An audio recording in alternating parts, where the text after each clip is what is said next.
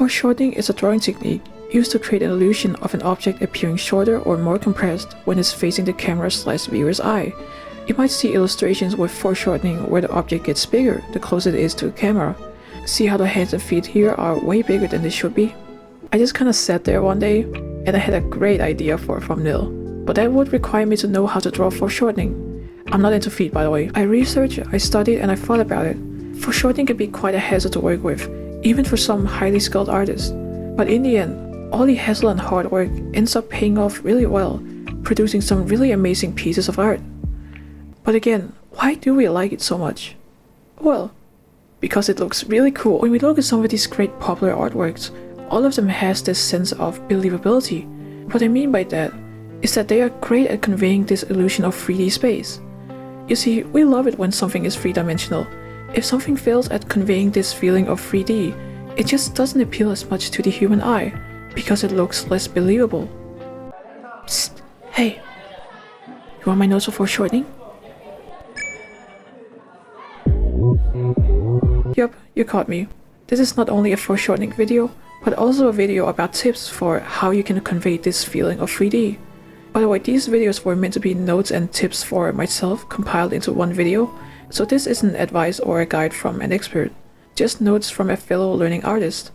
The most important things, in my opinion, for conveying 3D form in an illustration, being able to rotate, bend, and carve them, having a great understanding of perspective with multiple points, and maybe shading, since shading can be a really great way to convey 3D form. And foreshortening is basically one of the highest forms of 3D and perspective, which is why we love it so much, and also the reason why I like to avoid it. I've got some methods that I use to help with drawing foreshortening, some exercises, and a few quick tips. Here's how it works. You see this cylinder? Currently it's not pointed towards the camera, but when it is, it will appear shorter than it actually is. Isn't this amazing? Yeah, okay, you already know this. You might see illustrations of something becoming very big when foreshortened, and this is due to basic perspective. Close to camera equal big. But how big it becomes can depend on how far away or how close the subject is to the camera. Here's an example from Javi's video on foreshortening. Notice in how one of them, Javi's hand is way bigger than the other. That's cause in one of them, he's standing further away from the camera, and vice versa. So the distance of the foreshortened object and the camera will matter. And when you draw something foreshortened, like a hand or an arm, I very much recommend that you study and understand the structure and form of the object that you are drawing. Which makes sense, right? I bet you can't draw a pair of oiled up feet if you don't understand or know what they look like.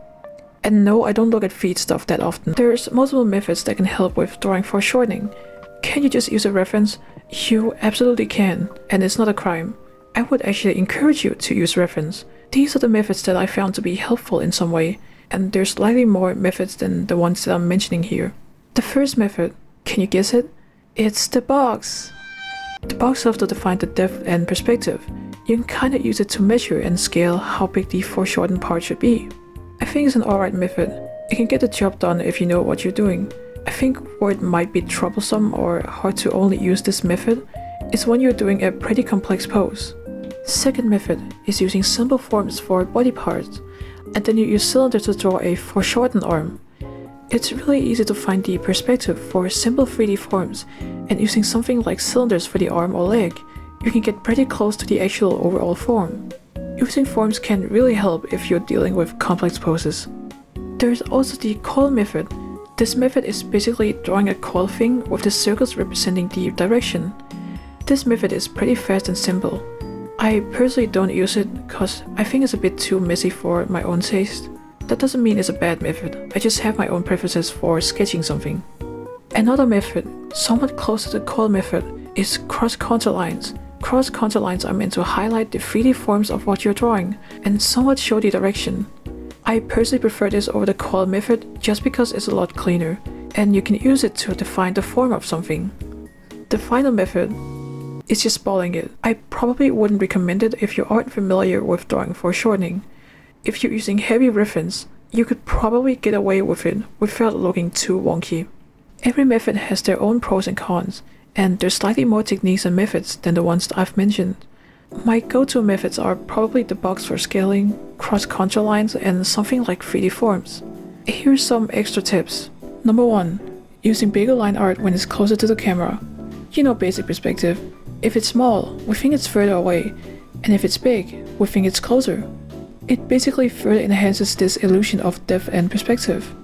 Next tip is cross-contour lines. Yes, we discussed about these, but only as a method when sketching. After you're done sketching, you'll erase the cross-contour lines in the finished illustration, but we can then use accessories or sleeves or clothing with some sort of pattern that shows the contour of the 3D form. Final tip I have: poses. Maybe your pose just doesn't look that interesting. You could do a drawing that does have correct perspective or foreshortening, but it just looks really awkward, because some poses and camera angles are just really awkward to look at. I don't really have any tips on poses. Maybe I should do a study on poses sometime.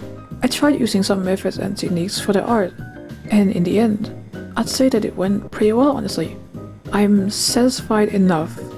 Okay, listen, I had this idea for a thumbnail for a very long time, and I had to make it happen at some point. So yes, I did indeed do a foreshortening video just to make this thumbnail thing.